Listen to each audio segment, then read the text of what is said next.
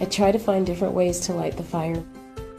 For some children, it may be taking something that they say and reflecting it back to them and then saying, how can we find out more? What do we need to do? For other children, it may be striking their imagination by putting something in their hands and saying, we've got to find out more about this. It's me guiding what happens in the classroom and knowing when to step out of the way. A multi-age classroom is actually a beautiful thing. Elementary 1 is 6 to 9, Elementary 2 is 9 to 12, and it is a community. Because there's multi-age grouping, you come into a program, you spend 3 years there with children within a 3-year age span, and you can go at the pacing you're ready for.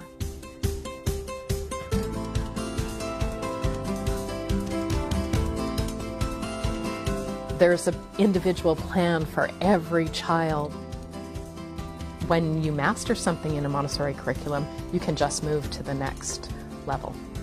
The child doesn't move on until the child is ready to move on and has a deep understanding. The teacher's going to individualize where each child is, but you're also going to learn from each other.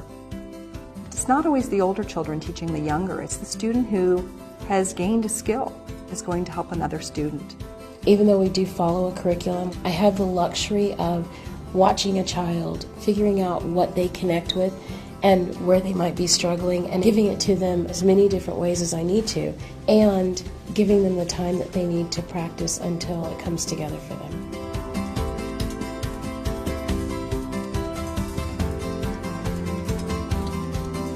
One of the cornerstones of Montessori is that we want to allow children and young adults to be as independent as they can.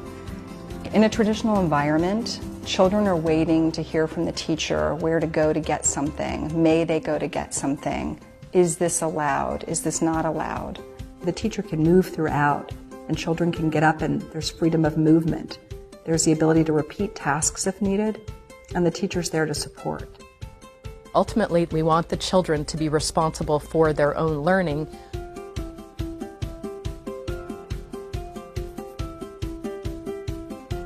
One of the outcomes that I have observed in Montessori children is this idea of critical thinking. They've got a problem, they throw out lots of guesses of what the answer might be. They will think through each one of those guesses and analyze it. Then they'll eventually get to an answer. They may not necessarily always get the right answer, but they know the process. And they don't see learning as a chore, they see learning as something that is really exciting. Montessori education includes specialized learning materials. They are really very important to the learning process because children in the elementary age, they learn with their hands. They have to be engaged.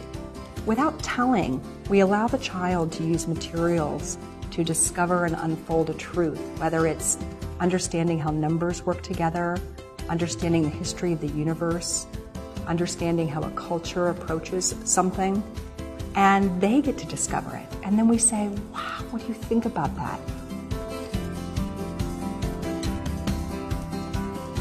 All the education in the world doesn't matter unless a child has that sense of self and identity and has that ability to understand that kindness changes everything and that through that they can change the world.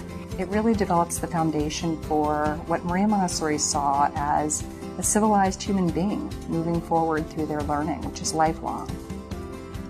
When my 6th graders walk out the door, I know they're ready. They're ready intellectually, they are ready emotionally, they're ready socially to navigate the next part of their education.